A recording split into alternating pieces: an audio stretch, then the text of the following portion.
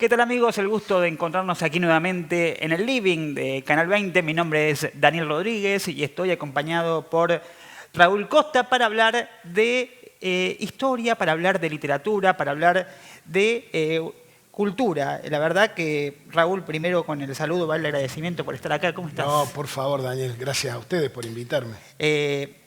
La palabra cultura y tu nombre juntos es algo novedoso, ¿no? En este caso porque te has dedicado a funciones públicas, te has dedicado a otras cosas, pero en este último tiempo has presentado un material que tiene algo literario, pero también tiene algo histórico. Creo que la pata histórica es la más poderosa, ¿no? Así es. Bueno, primero permitime decirte que a mí también me suena raro todavía. Vos hacías la introducción presentándome y a mí hay palabras que todavía, cultura, literatura, todavía me suenan un poco extrañas. Pero bueno, supongo que esto se va a ir pasando con el tiempo. Sí, de lo que se trata es de un libro de historias. Yo siempre digo que no es un libro de historia. Para aprender la historia hay muchos historiadores y muy buenos en Argentina, pero sí es un libro de historias, donde a través de relatos trato de hacer ver de algunos personajes de nuestra historia, importantes, relevantes, algunos costados no tan conocidos. Es decir, si hablo de San Martín, no hablo del cruce de la cordillera o de que fue a liberar a Chile o a Perú, sino que hablo de su relación con Remedios de Escalada. Si hablo de Manuel Belgrano, no hablo de la creación de la bandera ni de las batallas más famosas como la de Tucumán o la de Salta, sino que hablo de los 15 hermanos que tuvo y qué hicieron cada uno de esos 15 hermanos. Es decir, tratando de hacer ver un costado no tan explorado de nuestros personajes históricos. De eso se trata el libro y por otro lado, también hacer conocer a muchos otros personajes que han tenido relevancia en determinados hechos históricos y que nuestra historiografía todavía no ha rescatado. Entonces, hay un mix entre personajes conocidos por todos, que trato de explorarles el lado menos conocido, y otros que directamente son ilustres desconocidos y que me interesa que, sobre todo los jóvenes, los conozcan. Para la gente que se está sumando, estamos hablando de Pequeñas historias, grandes personajes, el nombre de la placa, que fue editada por El Mensú, una editorial local. ¿Cuántas páginas tiene en promedio? ¿Cómo es la lectura? ¿Cómo es el acceso a la misma? Porque tal vez hay gente que no profundizó en historia o en la escuela algunas cosas las hemos visto y otros nombres, tal vez como no sé, el de Dorrego o el de Alejandro Roca, no lo hemos profundizado. ¿Me querés contar algunos capítulos, Sí. algunos apartados? Por empezar, mira, la lectura es sumamente ágil. Son alrededor de 190 páginas, pero de muy ágil lectura. Sí. ¿Por qué? Porque está dividido en 22 capítulos, cada uno de los cuales son relatos más bien breves, son pinturas de algunos personajes o de algunos hechos históricos contados, como te decía recién, de otra manera. Bien. Así que la lectura es muy ágil, se puede leer en cualquier orden, porque si bien abarcamos personajes desde 1810 hasta mediados del siglo XX, es decir, hasta 1940 aproximadamente, pero no lo hacemos de un modo organizado en el tiempo, bien, sino que cualquiera lo puede leer de cualquier forma, en la forma que está en el libro o bien cualquier capítulo antes y cualquier capítulo después. La idea es justamente esa, que sea de ágil lectura, de fácil comprensión, no está dirigido a historiadores, sino a lectores comunes, como lo soy yo, como lo son la mayoría de nuestros oyentes, de manera que se lee muy rápidamente, muy ágilmente, y estoy seguro, Daniel, pero segurísimo, que a todo el que lo lea le va a dejar algo. Bien. Le va a dejar una inquietud, le va a dejar una curiosidad por saber algo más de ese personaje. Bien, y en ese punto, suele suceder que uno de tanto leer le nacen ganas de escribir o de tanto investigar le dan ganas o empieza a tomar notas al margen y esas notas después se van transformando en textos, ¿no? ¿Cuándo comenzó esta recopilación, esta idea de generar textos, de investigar más en algo específico? Hace varios años, y es justamente como lo decís, me lo generó mi propio afán de lectura. Yo soy un gran lector, lo he sido toda la vida, no solo de historia argentina, en realidad leo todo lo que cae en mis manos. Y de tan gran lector que soy, digamos, se me fue generando esta idea de transmitir parte de lo que uno lee, y esto empezó a gestarse hace 4 o 5 años. Por falta de tiempo demoraba mucho en avanzar, porque lleva mucho tiempo de lectura. más que de escritura, para chequear fuentes, para corroborar datos, para no escribir cosas que no tengan ningún asidero real. Uno tiene que no solo leer, sino después ir a las fuentes, contrastar bibliografía, y todo eso lleva muchísimo tiempo. Es lo que más me llevó. Y debo decir lo que me ayudó en un punto, la cuarentena por el coronavirus. Claro. Esos 3 meses durante los cuales no podíamos ir a ningún lado, ir al bar, ni ir a la cancha, ni juntarnos con nuestros amigos, ni juntarnos con nuestra familia, es lo que aproveché para darle forma a la idea y leer. Claro. Y luego de eso, retomando el trabajo normal y en la medida que los tiempos me lo permitían, fui avanzando. Llegó un momento que dijimos con Darío Falconi, que es quien lo editó, como bien decía, es una editorial local, que dijimos, bueno, lo vamos a cortar acá por una cuestión de que esto podría seguir hasta el infinito. Bien. Preferimos cortarlo allí para que la lectura sea ágil y para que no superara las 200 páginas, y dejamos para una próxima edición, para un tomo 2, digamos, muchos otros personajes tan o más atrayentes que los que tratamos en este libro. Así que desde ya que descuento que habrá una segunda parte. Recién nuestro compañero, nuestro director, Santiago, nos mostraba la tapa de esta placa editada este año, y quiero que me comentes un poquito de la imagen del arte de tapa, porque la verdad que la ignoro, no la conozco. La imagen justamente es una foto antigua que está puesta en el libro, no recuerdo el autor de la misma, pero la sugirió Darío Falconi, quien hizo todas las reservas del caso y pidió todas las autorizaciones del caso para utilizarla. La verdad que nos gustó mucho porque refleja un poco el espíritu de la época. Refleja allí un grupo de gente debatiendo, eran años, los principios, los primeros años, digamos, del siglo XIX, eran años de mucho debate, de mucha discusión, y allí se están planteando una discusión entre alguien que está tomando personal o pretendiendo tomar personal en un escritorio, y gente que está debatiendo y discutiendo porque quiere conseguir ese trabajo, y bueno, todo de una manera muy costumbrista. Si te fijas, hay un perro ahí tirado en el suelo, en la tapa. Bueno, nos pareció que era atractivo. Todo va en miras a hacer una lectura atrayente, desde la tapa hasta la última página. Bien. La historia puede ser aburrida o entretenida, como nos la enseñan en la escuela, y a mí me resultó bastante aburrida. Y esto no habla mal de nuestros docentes, al contrario, es la historia tal cual nos enseñaron. Todos sabemos de memoria la composición de la primera junta, qué pasó el 25 de mayo de 1810, qué pasó el 9 de julio de 1816, todos sabemos la sucesión de los presidentes, pero la historia argentina es tan rica, da tanta tela para cortar, tantos elementos que permanentemente aparecen y son nuevos para la mayoría de la gente, que sería un desperdicio no utilizarlo. Pero y en ese punto también hablamos de que contar estas historias, y de esta manera es una puerta de acceso distinta para interesarse por la historia. Absolutamente. Porque tal vez ingresando por otros puntos o por cuestiones más técnicas, el ingreso es otro. A ver, hablábamos recién del debate, hablábamos de la imagen, y pensando en estos personajes como, no sé, el Alem, que es uno de los mencionados, o Leopoldo Lugones, y hablando de los debates y la oratoria, la categoría y la riqueza de la lengua de aquel momento, ¿no? Tipos que manejaban una oratoria enorme, y que tal vez la historia ha ido generando que cada vez sea menos florido, tenga menos recursos el lenguaje, y usemos una enciclopedia cada vez más corta. La verdad que me quedo pensando en eso. Sí, tiene parte de todo eso la idea, ¿no? Fíjate que mencionaste dos personajes que están de algún modo reflejados en el libro, Lugones y Alem, grandes oradores los dos.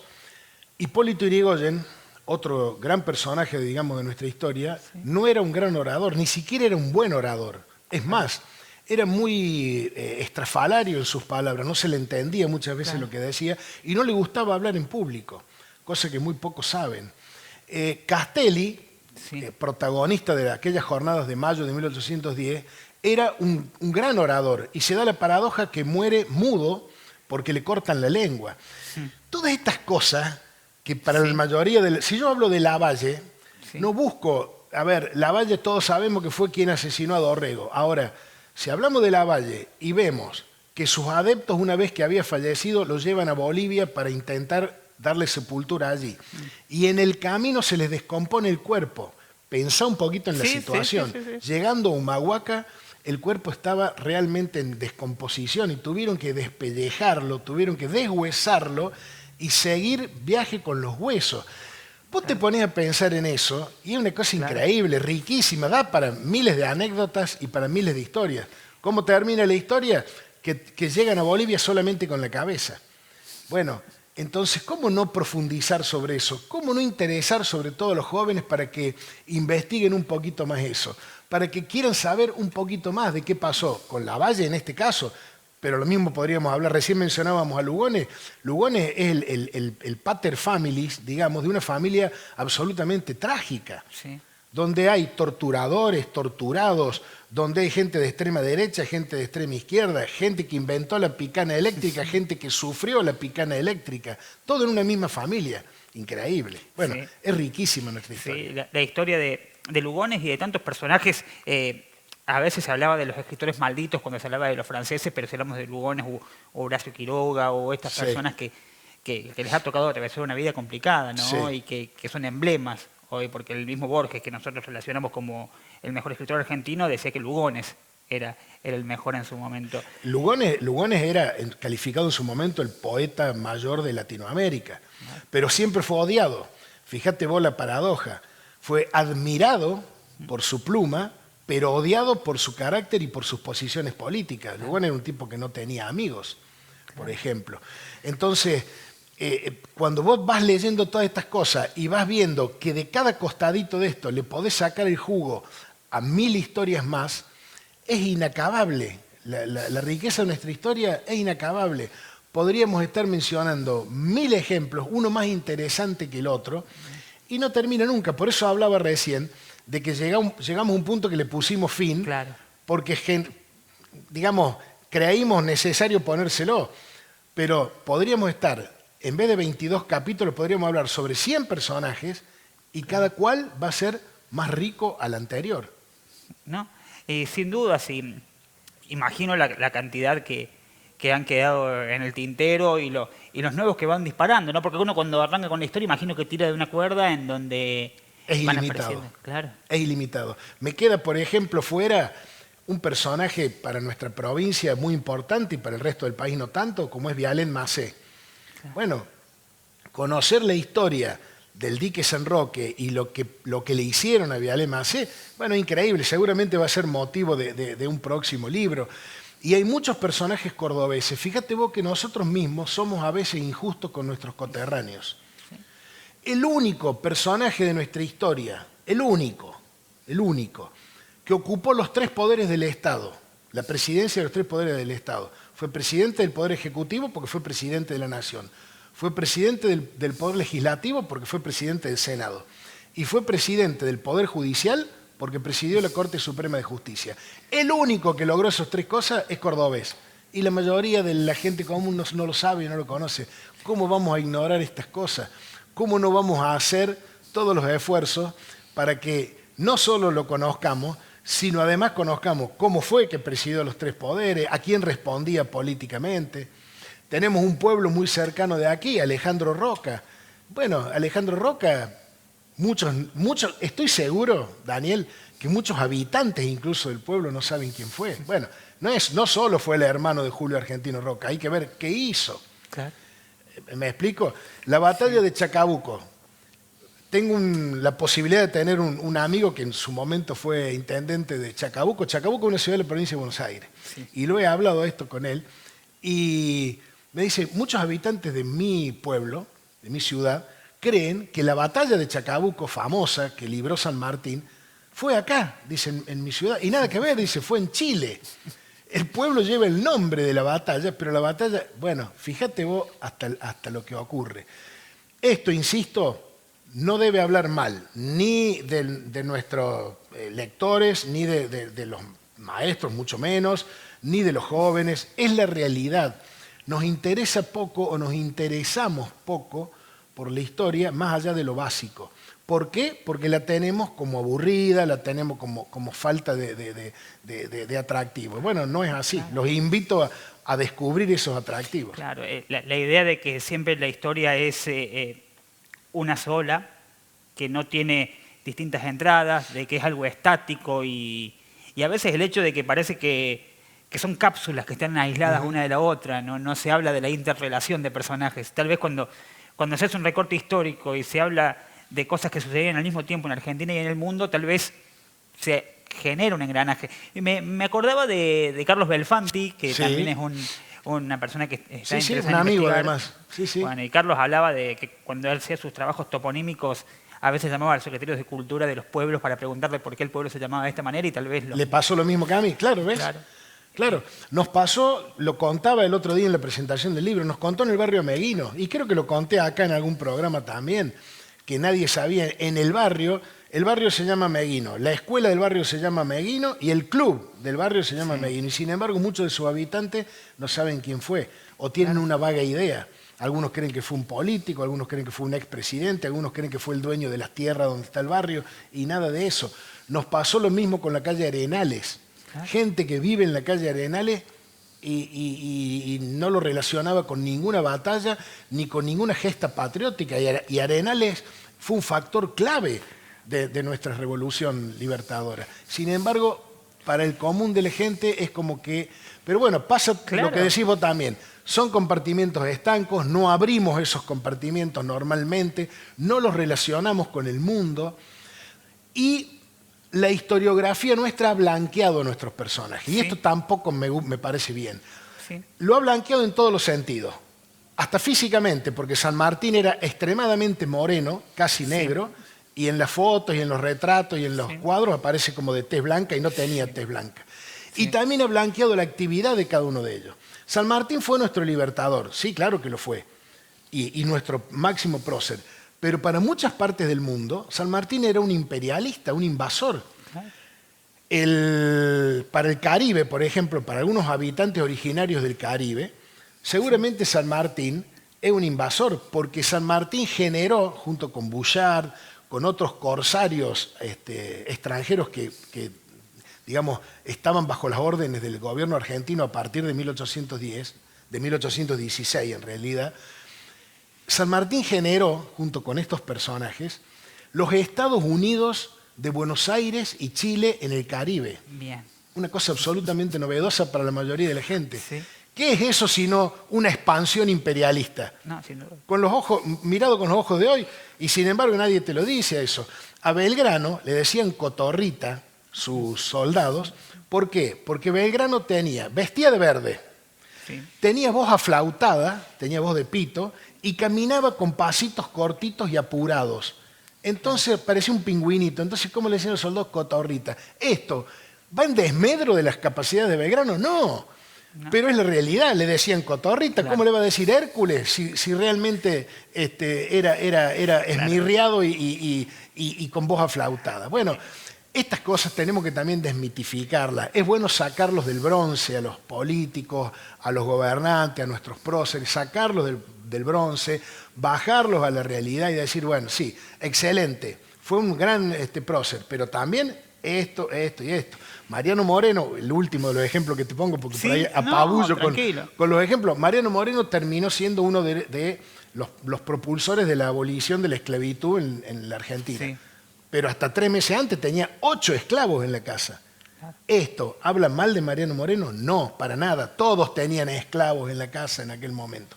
Por eso hay que relacionar, para cerrar la idea, hay que relacionar con lo que pasaba en el contexto internacional, una cosa es necesaria, y la segunda, muy necesaria, que hay que hacer cada vez que hablamos de nuestra historia y de nuestro personaje histórico, es ponernos en la piel de lo que pasaba en aquella época, es situarnos en el momento. Si no caemos en un anacronismo, si nosotros miramos lo que pasaba con la lupa de hoy, todo estaba mal, todos fusilaban, no había piedad, se fusilaba por nada, se mataban indios. Bueno, obvio que hoy todo esto está mal, pero si vos lo mirás con aquella óptica, estaba perfecto. La verdad que me surgen dos inquietudes.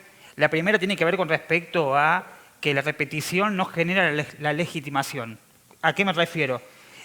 Si un consejo deliberante de determinada ciudad decide ponerle el nombre de un ciudadano destacado a una calle, Sí. ese reconocimiento no significa que quede en el inconsciente colectivo de la gente o en el imaginario. Totalmente. Sino que la repetición va generando un vacío. Porque la calle Totalmente. Córdoba ya no significa una referencia a una provincia, sino meramente una arteria, un punto de referencia. Totalmente. Esa cuestión. Totalmente es así, totalmente. Y además tenemos que saber, tal vez por aquello de que la historia la escriben los que ganan, Sí. que es una frase hecha pero muy cierta, Sí. que una cosa es el reconocimiento que han tenido algunos próceres, por ejemplo los que militaron en el unitarismo, y otro reconocimiento público es el que han tenido otros próceres, por ejemplo los que militaron en el federalismo. Claro. Vos vas a cualquier ciudad de la Argentina y la calle General Paz, y acá tenés un ejemplo, y en Córdoba tenés otro ejemplo, la calle General Paz es absolutamente céntrica. Ahora, yo te invito a que busques la calle Facundo Quiroga, en Villa María o en Córdoba, Claro. o que busques la calle Chacho Peñalosa. Claro. Y te va a costar encontrarla, si es que la hay. Si es que la hay. Sí. Entonces, también con eso, de alguna manera, hay que ir haciendo justicia. Hay que poner en blanco sobre negro que todos fueron importantes y, en lugar de demonizar a algunos y hacer panegirismo con otros, tratar de ver el costado humano y rescatar, porque todos tienen su costado rescatable. Julio Argentino Roca, lo hemos sacado de los billetes, le hemos sacado la calle que tenía acá en Villa María, se le hemos sacado. Bien o mal, no me voy a poner a defenderlo, pero lo que hizo Roca en su momento no fue más que continuar lo que había iniciado Avellaneda un año antes. Porque Roca le sucede a Avellaneda y Avellaneda es el que hace cavar el pozo de Alsina para impedir el ingreso de los indígenas al sector cercano a Buenos Aires. Entonces, ¿quién empezó? ¿Roca o Avellaneda a matar indios? Avellaneda. Sin embargo, se lo ha estigmatizado a Roca con eso. Y yo, insisto, no lo voy a defender porque obviamente con la mirada de hoy está mal lo que se hizo, pero en el momento estaba bien, estaban todos de acuerdo, Sarmiento lo felicitaba, todos lo felicitaban porque inició la campaña del desierto y bueno, hoy nos cortamos las venas por esas cosas. Pero esas cosas también van llevando a un progresismo o a un falso progresismo. Cuando hablamos de mirar con la lupa de hoy, yo vivo en Villanueva. Sí. Y tengo un compañero acá en el canal que vive en Villanueva en un barrio nuevo. Y las calles de su barrio son Avenida de los Lirios, Las Azaleas, Las Flores. Y la verdad que me genera un poco de resquemor que haya personajes villanovenses o incluso intendentes de la historia villanovense que no tengan el nombre de una calle y dediquemos flora y fauna para hacer una nomenclatura. Es decir, el pánico o el miedo a la exposición o el poco deseo de pensar de nuestros representantes, no sé. Sí. Pero a mí me preocupa que los nombres de las calles que van surgiendo y son nuevas tengan un vacío increíble. Que se llamen no sé, el Chañar. Totalmente de acuerdo con vos.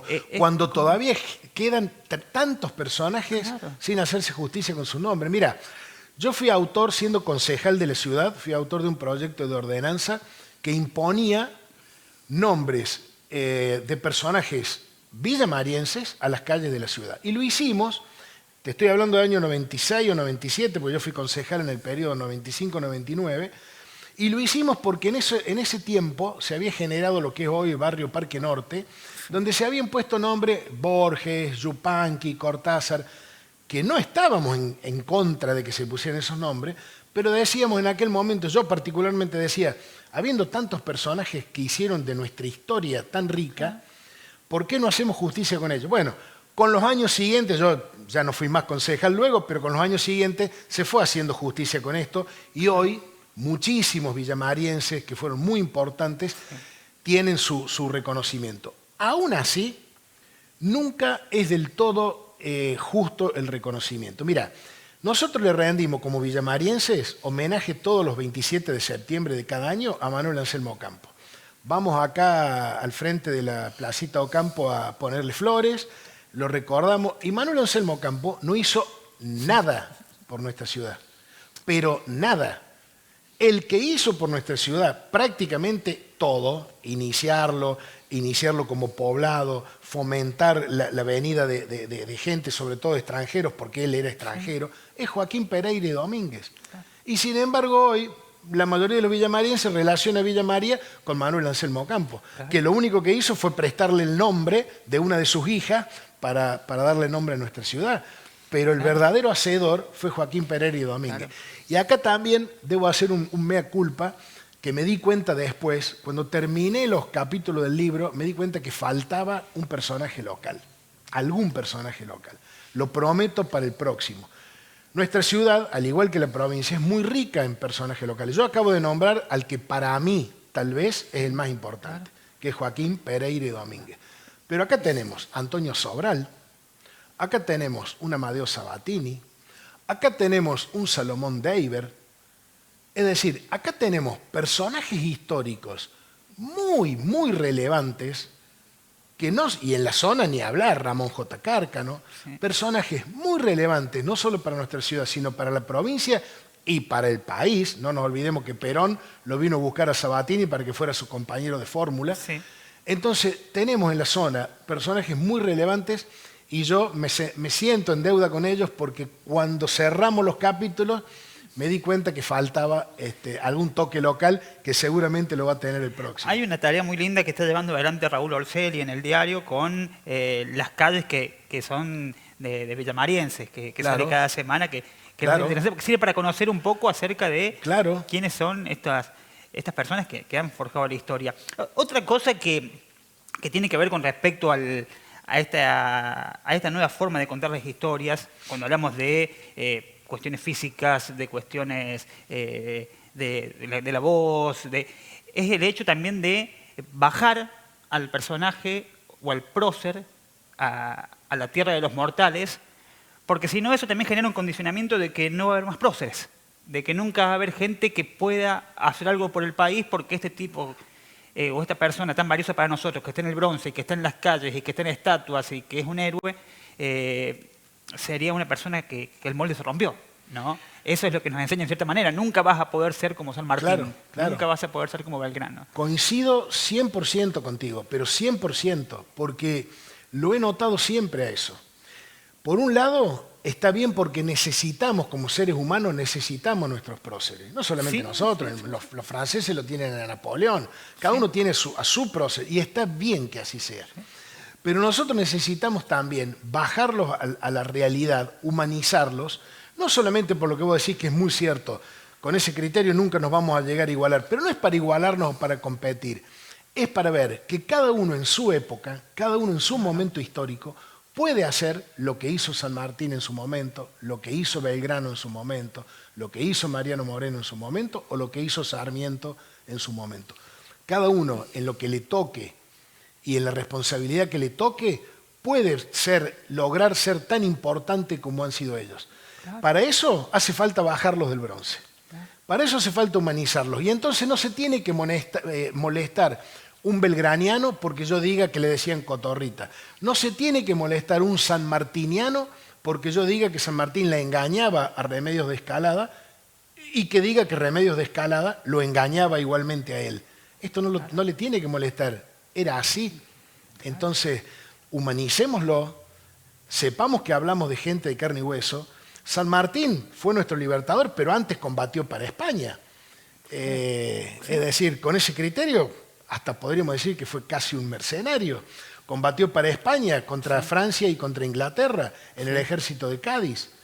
Y luego termina viniendo acá y acá combate para las fuerzas libertadoras, digamos.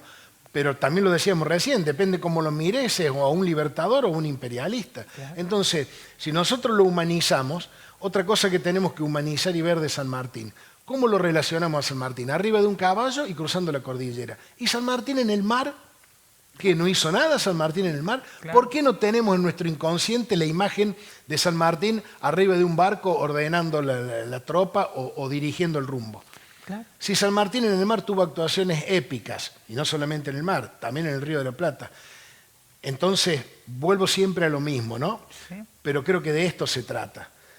Si mi contribución a esta idea de humanizar los personajes, de buscarles el costado no tan explorado, de hacer que los jóvenes investiguen más o curioseen un poco más, logra repercutir en alguien, generar la inquietud en alguien, yo me voy a sentir pero plenamente satisfecho, porque esa es la idea. No me importa si son 100, 1000 o 1, el que motive, a quien le motive la curiosidad. Pero así sea uno, yo me voy a sentir satisfecho, porque esa fue la idea al hacer el libro.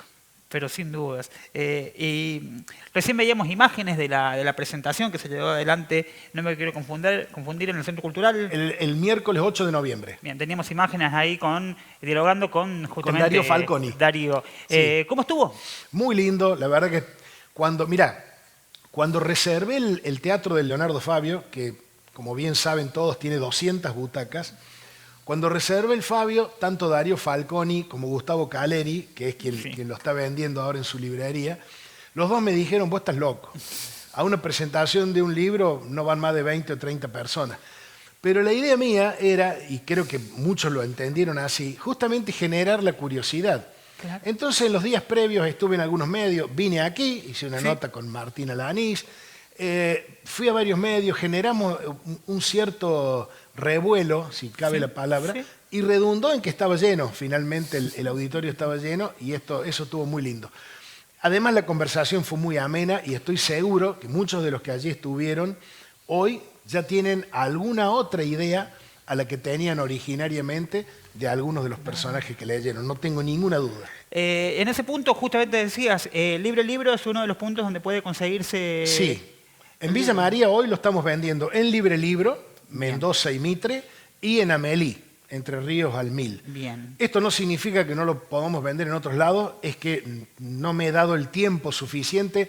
Acá, digamos, no hay nadie detrás de la comercialización, esto lo hago yo a pulmón. Sí, Entonces lo he llevado a esos lugares, lo estoy llevando a la provincia. Bien. Ya está a la venta en Marco Juárez, donde lo llevé el pasado sábado, en la vieja librería de Marco Juárez, y tengo para los próximos días que llevarlo a librerías de Belleville, Río Tercero, Hernando, Santa Rosa de Calamuchita, Villa General Belgrano, Carlos Paz, Altagracia, La Cumbre, Córdoba Capital, Villa Allende y San Francisco. Bien. Creo que no me olvide ninguno.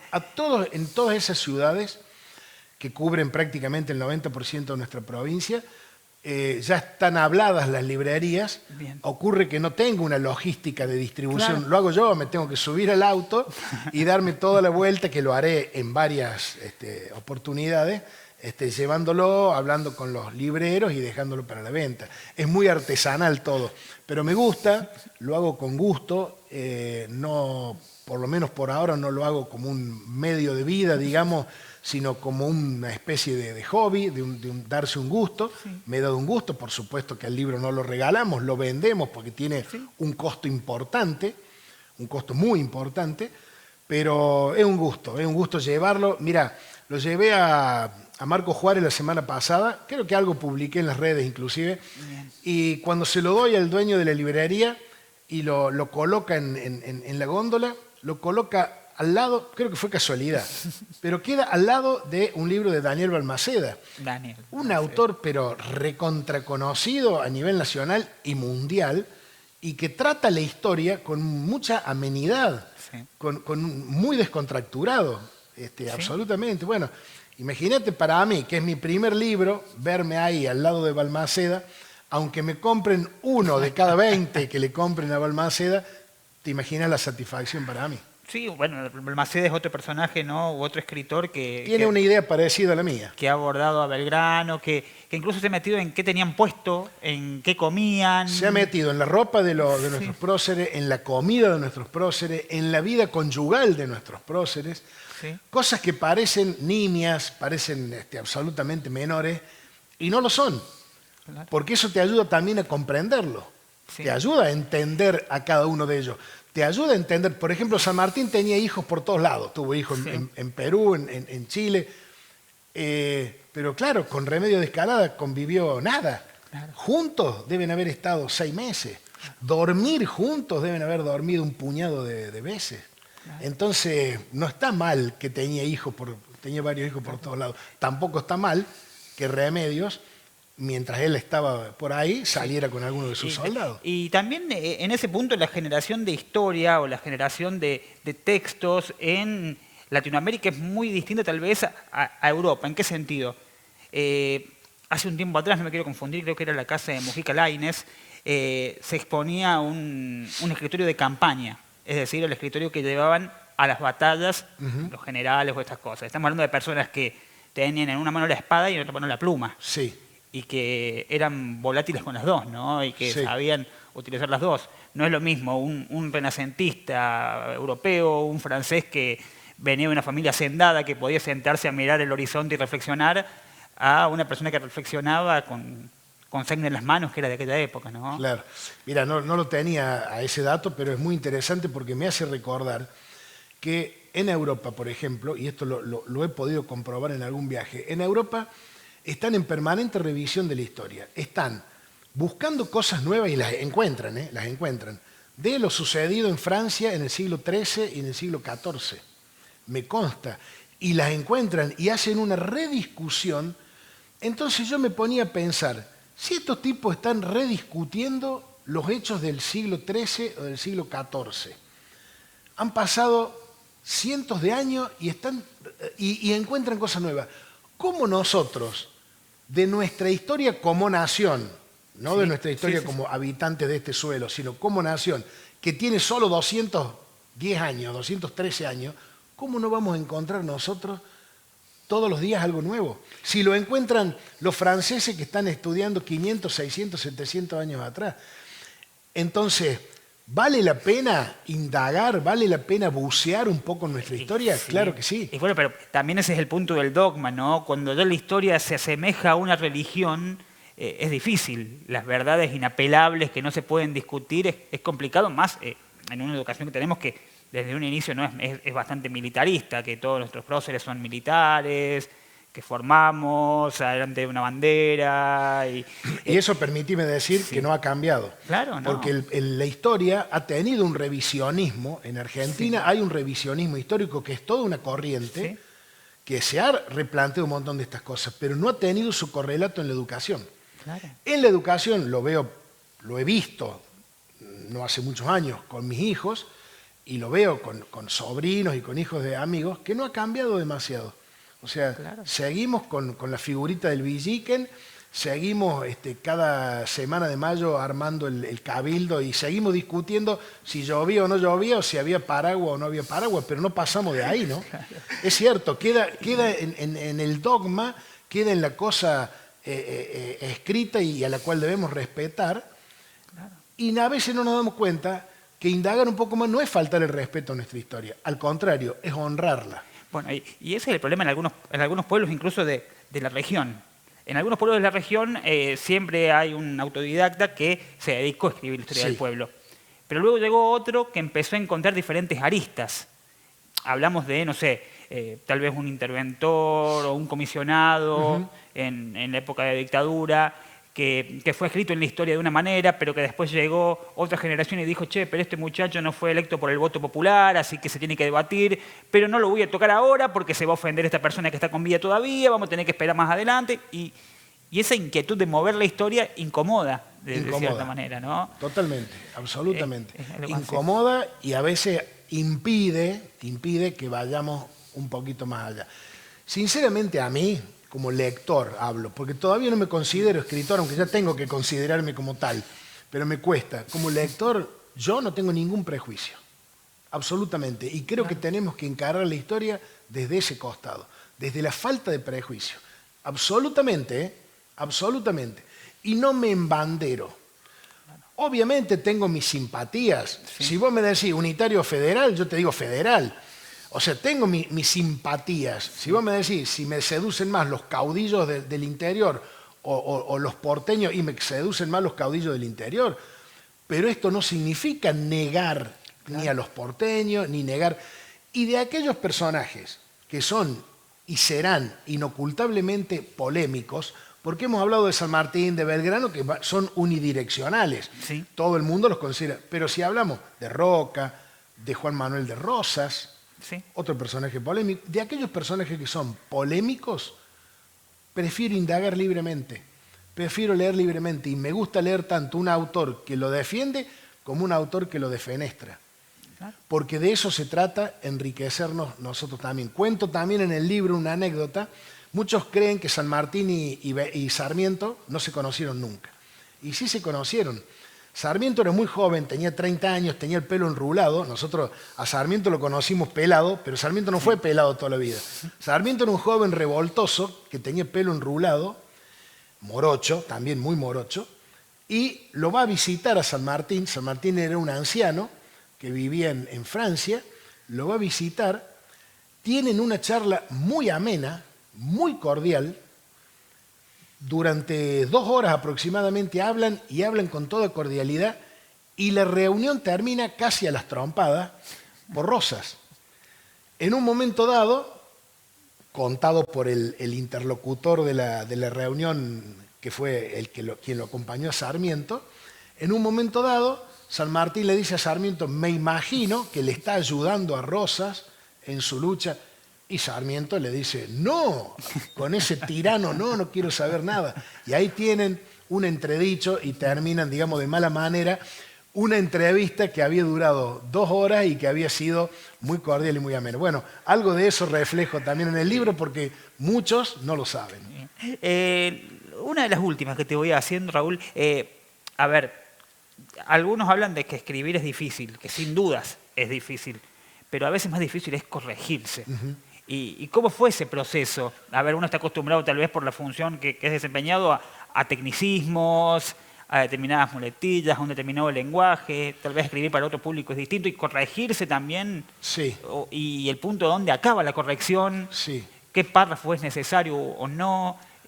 Fue muy difícil y llevó mucho tiempo. Y debo agradecer una vez más a Darío Falconi, porque él fue quien me ayudó con las correcciones. Debo agradecerle públicamente, porque fue un proceso que demandó mucho tiempo. Estuvimos meses, ambos, él por un lado y yo por el mío, releyendo el libro y volvíamos. Mira, te aseguro que lo ha leído no menos de 3 veces, de la primera a la última página.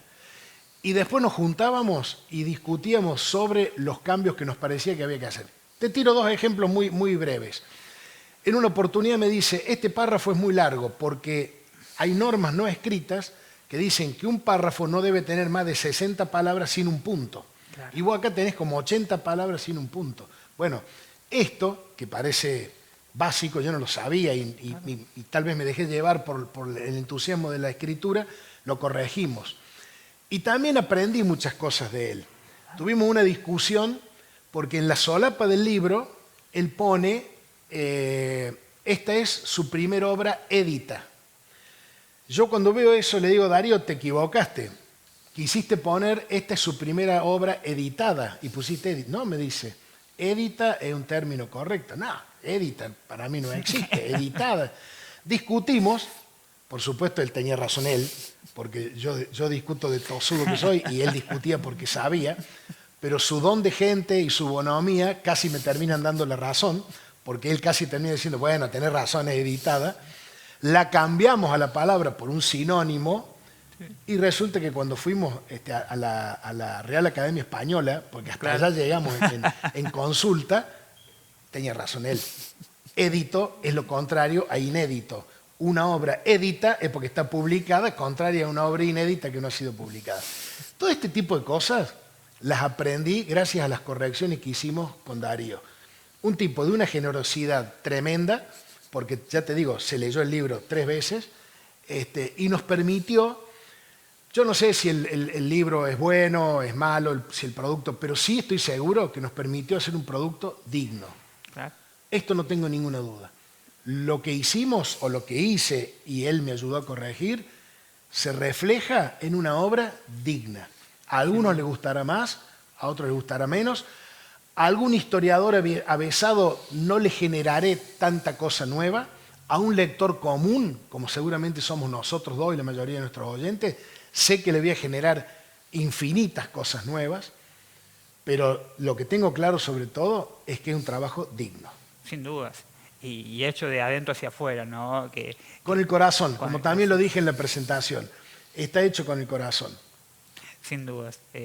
No sé, me ponía a pensar y me acordaba de una poeta porteña que falleció que hablaba de que escribir un libro era prácticamente como coser una pelota de fútbol, porque uno desde adentro iba uniendo, iba cosiendo, iba buscando la perfección, de tal manera que cuando se dé vuelta está buena esa metáfora. se vea solamente Sí. la invisibilidad de las cosas. Para quienes lo hacemos por primera vez, te digo porque en estos días que he hecho notas y he ido a los distintos lugares, han surgido vecinos, amigos de nuestra ciudad, que me dicen, yo tengo cosas escritas, me dicen muchos, pero me da pudor, me da vergüenza mostrarlas. A mí también me pasó. A todos nos da pudor cuando mostramos por primera vez, porque nos da un cierto pudor y un cierto temor de que a lo mejor lo que hemos escrito no es lo suficientemente bueno. Y este es un temor vacío, porque si vos lo hiciste, como decíamos recién, con el corazón, y chequeaste la fuente, y fuiste y estudiaste y leíste, debo haber leído, no sé, 200 o 300 libros para generar uno de menos de 200 páginas. Entonces, ¿cuál es el temor? A alguno le podrá gustar más y a otro le podrá gustar menos, pero hay que sacarse ese temor. Está hecho con el corazón y con fuentes absolutamente chequeadas. Hasta la barbaridad más grande que le puede parecer a algún lector, que yo digo ahí, que puede que alguno diga, no, esto es una barbaridad, hasta la barbaridad más grande está chequeada. Tiene su fuente y están puestos al final del libro citada toda la bibliografía, para que realmente se compruebe, quien quiera comprobarlo, que lo que decimos de tal personaje, más allá de que le pueda agradar o le pueda resultar extraño, tiene su asidero o tiene su correlato. Y sin duda que es lo mejor que uno puede dar, ¿no? Porque justamente una obra artística, sea música, sea cine, sea literatura, es como la síntesis de lo mejor que uno puede dar y que puede dejar como legado. Ese es el valor agregado que tiene, ¿no? Y es muy grato, además es muy grato, por eso no tengo duda que voy a hacer una próxima edición, una próxima entrega, con los personajes que han quedado y con muchas otras cosas que se van sumando en el devenir de la presentación, de las notas, del andar del libro, de los comentarios que uno va recogiendo. Mira, por ejemplo, ayer una amiga me decía, me gusta tu prosa, tendrías que escribir una novela histórica. Y yo no lo había pensado nunca, porque lo encaré por este lado. Sí. Pero cuando me quedé pensándolo, digo, tiene razón, yo podría escribir una novela histórica, porque he leído miles, porque me gusta y porque, por lo que ella me decía, que la prosa medianamente se adecúa para eso, entonces probablemente lo haga. Y porque te gustan los desafíos, ¿no? Porque la novela es el género mayor. ¿Te gustan también los desafíos? Sin duda. Sí, por supuesto. Y me gusta volcar parte de lo que uno lee. Mira, ahora estoy justamente en estos días releyendo o volviendo a leer a quien para mí es uno de los mayores historiadores, sobre todo de la provincia, que es Tito Domina. Sí. Que a lo mejor para el gran público, para el público de Buenos Aires, bueno, tiene más pantalla, tiene más fama un Felipe Piña o un Daniel Balmaceda, como mencionábamos recién. Pero Tito Domina tiene un conocimiento de la historia y sobre todo de lo que pasó en Córdoba tan profundo que te da ganas cada tanto de volver a leerlo y de volver a leer la batalla, el Cerro de las Rosas. El Cerro de las Rosas fue escenario de una batalla famosa. Bueno, Tito Domina lo refleja como nadie. Podríamos estar hablando horas y horas.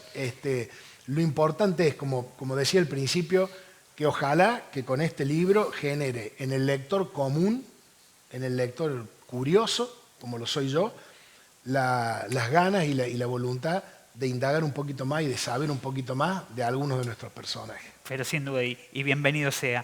Raúl, agradecerte el tiempo. Por favor, gracias a vos, Daniel, por la nota y por lo amena de la entrevista. Realmente me complace mucho esta conversación, porque veo que también sos un apasionado de la lectura como yo y de la historia como yo.